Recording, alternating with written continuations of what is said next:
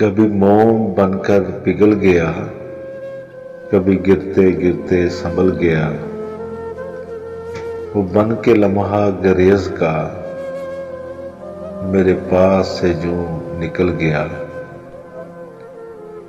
उसे रोकता भी तो किस तरह कि वो शख्स इतना अजीब था। उसे रोकता भी तो किस तरह कि वो शख्स इतना अजीब था। कभी तड़प उठा मेरी आह से, कभी अश्क से न पिघल सका।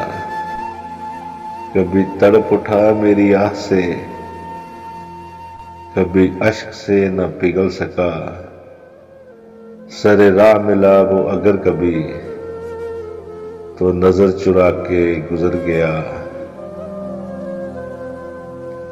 वो उतर गया मेरी आंख से, मेरे दिल से वो क्यों ना उतर सका।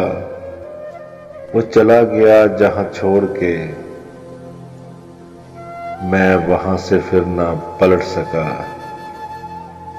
वो चला गया जहां छोड़ के, मैं वहां से फिर ना पलट सका। वो संभल गया मगर आज तक मैं बिखर के फिर ना सिमट सका। वो संभल गया मगर आज तक